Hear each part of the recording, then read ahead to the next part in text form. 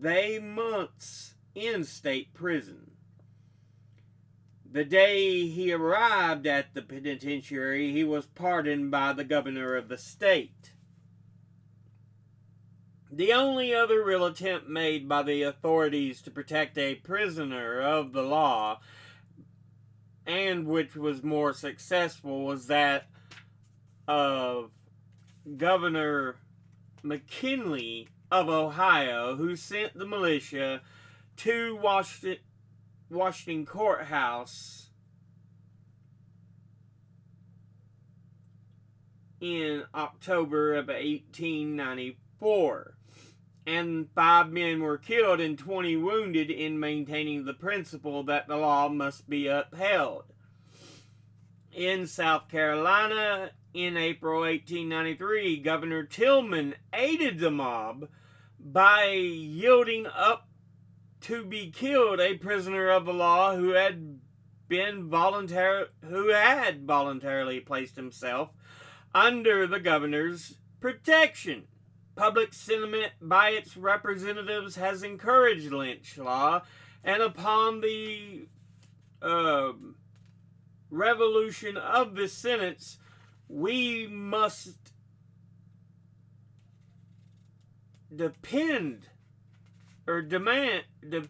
for its abolition. Therefore, we demand a fair trial by law for those accused of crime, and punishment by law after honest conviction. No maudlin sympathy for criminals is solicited, but we do not ask that the law shall punish all alike.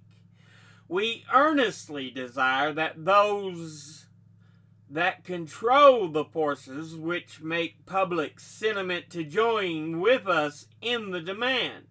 Surely the humanitarian spirit of this country, which reaches out to denounce the treatment of the Russian Jews, the Armenian Christians, the laboring poor of Europe, the Siberian exiles, and the native women of India, will no longer refuse to lift its voice in this subject.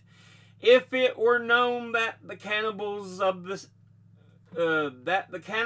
or the savage Indians had burned 3 human beings alive in just 2 years, the whole of Christendom would be roused to devise ways and means to put a stop to it. Can you remain silent and inactive when such things are done in our own community and country? It is your duty to humanity in the United States less binding. What can you do, reader, to prevent lynching, to thwart anarchy, and promote law and order throughout our land? First, you can help disseminate the facts contained in this book by bringing them to the knowledge of everyone whom you come in contact, to the end that public sentiment may be revolutionized. Let the facts speak for themselves with you as a medium. Second, you can be instrumental in having churches, missionary societies, YMCAs, WCTUs, and all Christian and moral forces in connection with your religious and social life pass revolutions of condemnation and protest every time a lynching takes place, and see that they are sent to the place where these outrages occur. Third, bring your intelligent consideration of Southern people the refusal of capital to invest where lawlessness and mob violence hold sway.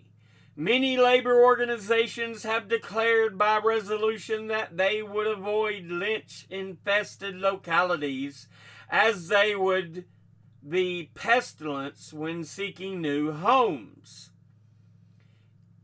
if the South wishes to build up its waste places quickly, there is no better way than to uphold the majesty of the law by enforcing the obedience to the same and meting out the same punishment to all criminals, all classes of criminals, white as well as black. Equality before the law must be a fact as well as a theory before America is truly the land of the free and the home of the brave.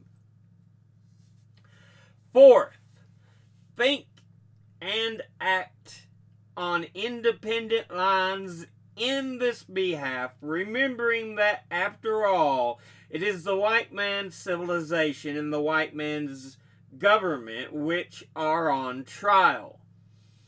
This crusade will determine whether that civilization can maintain itself by itself or whether anarchy shall prevail. Whether this nation shall write itself down a success at self-government or in the deepest humiliation admit its failure complete, whether the precepts of the theories of Christianity are professed and practiced by American white people as golden rules of thought and action, or adopted as a system of morals to be preached to heathen until they attain the intelligence which needs the system of lynch law. Fifth, Congressman Blair offered a resolution in the House of Representatives, August of 1894. The organized life of the country can speedily make this a law by sending resolutions to Congress endorsing Mr. Blair's bill and asking Congress to create the commission. In no better way can the question be settled, and the Negro does not fear the issue. The following is the resolution. Resolved by the House of Representatives and the Senate and Congress assembled that the Committee on Labor be instructed to investigate and report the number, location, and date of the alleged assaults by males upon females throughout the country during the 10 years last preceding the passing of this joint resolution, for or on account of which organized but unlawful violence has been inflicted or attempted to be inflicted. Also, to ascertain the report all facts of the organization but unlawful violence to the person with the attendant facts and circumstances which have been inflicted upon accused persons alleged to have been guilty of crimes punishable by due process of law which have taken place in any part of the country within the 10 years last preceding the passage of this resolution. Such investigation shall be made by the usual methods and agencies of the Department of Labor, and report made to Congress as soon as the work can be satisfactorily done, and the sum of $25,000 or so much thereof as may be necessary is hereby appropriated to pay the expenses out of any money in the Treasury not otherwise appropriated.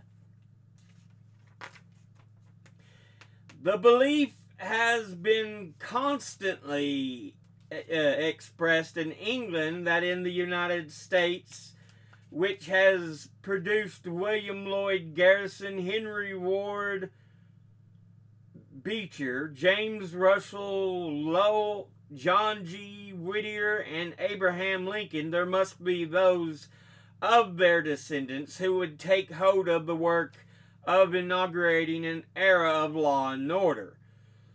The colored people of this country who have been loyal to the flag believe the same, and strong in the belief begun this crusade. To those who still feel they have no obligation in the matter, we commend the following lines of Lowell on freedom. Men, whose boast is that ye come of fathers brave and free, if there breathe on earth a slave, are ye truly free and brave? If ye do not feel the chain when it works a brother's pain, are ye not base slaves indeed, slaves unworthy to be freed?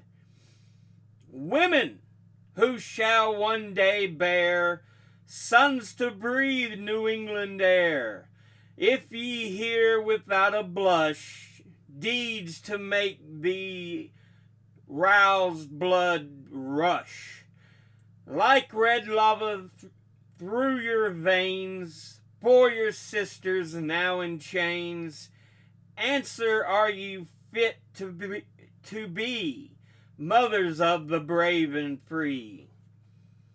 Is true freedom but to break fetters of our own dear sake, and with leathern hearts forget that we owe mankind a debt?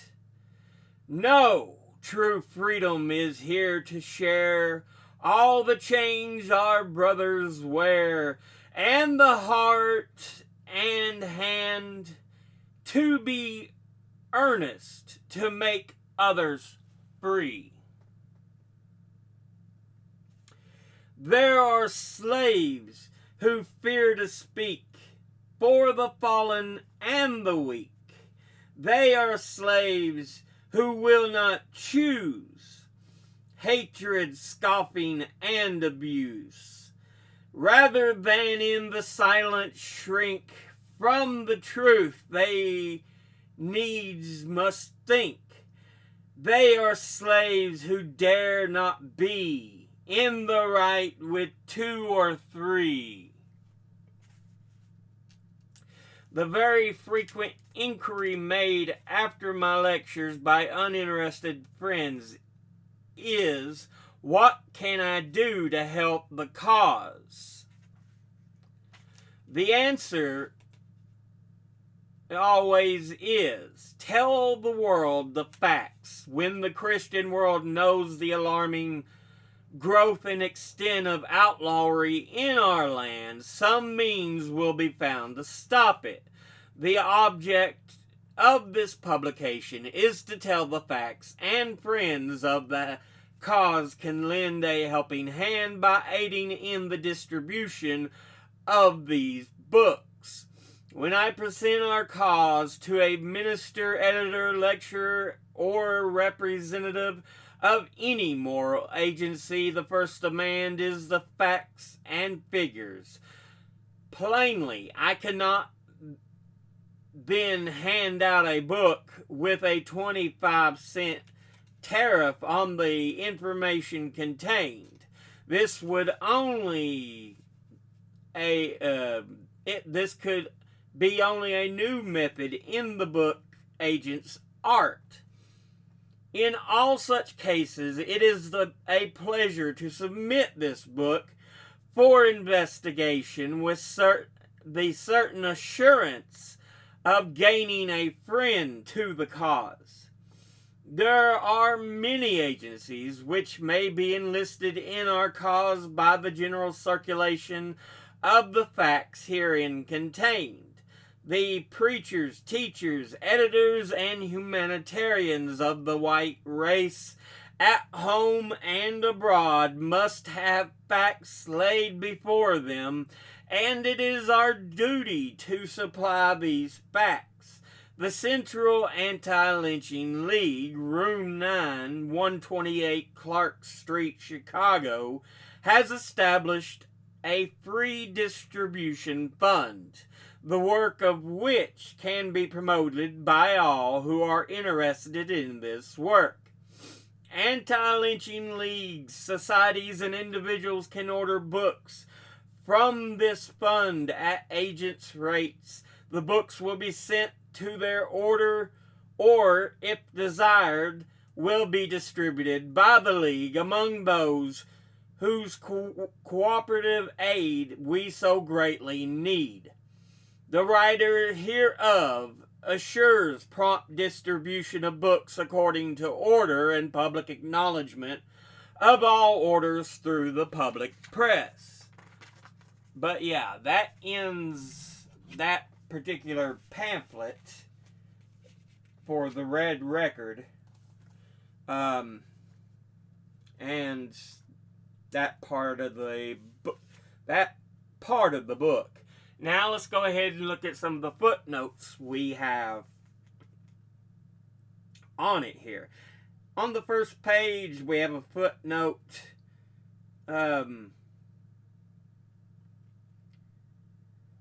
And it's in reference to the day they arrived at the penitentiary, he was pardoned by the governor of the state. For since the passage should read, the businessman realized the blow to the town's financial interests and called the mayor home. The grand jury indicted prosecuted the ringleaders of the mob. They were given light sentences, the highest being one of 12 months in state prison. The day he arrived at the penitentiary, he was pardoned by the governor of the state.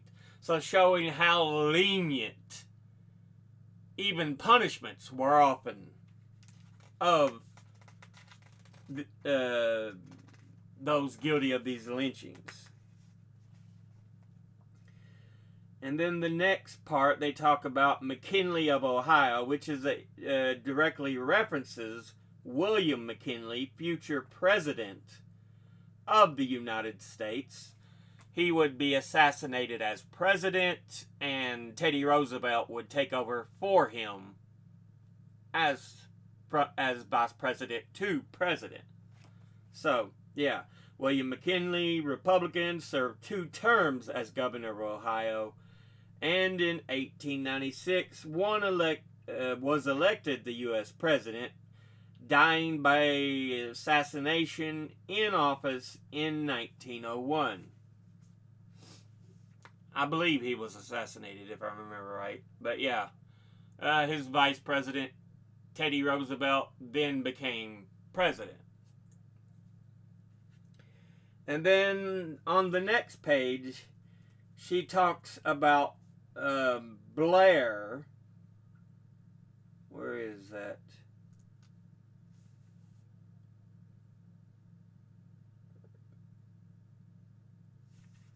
Congressman Blair offered a resolution to the House of Representatives. And it's in direct reference to Senator Henry W. Blair, a Republican from New Hampshire. And finally, we have a footnote to reference when she's listing all these individuals, which has produced William Lloyd Garrison, Henry Ward Beecher, James Russell Lowe, John G. Whittier, and Abraham Lincoln. William Lloyd Garrison was a publisher of an anti-slavery newspaper, The Liberator, and was a supporter of several African Americans, including Maria Stewart, the first known African American female political speaker, Charlotte Forten, educator, poet, and clubwoman, and Frederick Douglass. A congregational minister and distinguished orator, Henry Ward Beecher was an outspoken abolitionist before the Civil War and supporter of moderate Reconstruction policies afterwards. James Russell Lowell, an influential 19th century poet and literary critic from Massachusetts, served as minister to Spain and ambassador to Great Britain. And then John G. Whittier, his full name John Greenleaf Whittier, was a highly respected poet, journalist, and abolitionist from Massachusetts. After that footnote notation, they also mention Abraham Lincoln, which we know freed the slaves, ending slavery in the U.S. as a legal proposition. But, yeah,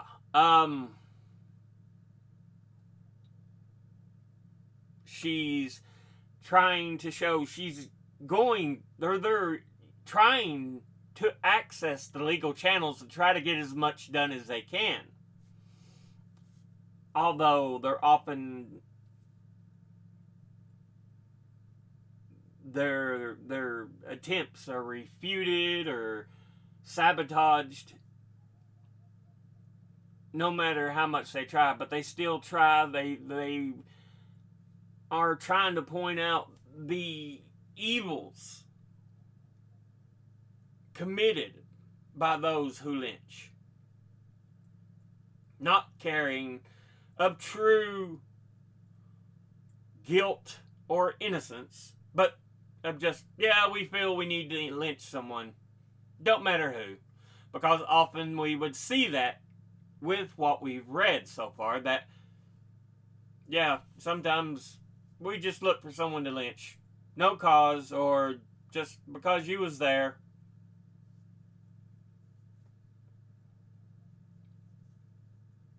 Yeah. But with that, we'll go ahead and end this chapter there. In this episode there. We already finished that particular chapter, pamphlet, which brings us into the final part, the final pamphlet, mob rule in New Orleans. But, as always, educate thyself. Think, read, study, learn. Someone tells you something you have trouble believing, ask them to cite their sources, and it can't just be tinfoil hat wearing sources or a bunch of anecdotes slapped together to try to be a source. Thank you for watching. I'll see you all in the next one. Until then, later.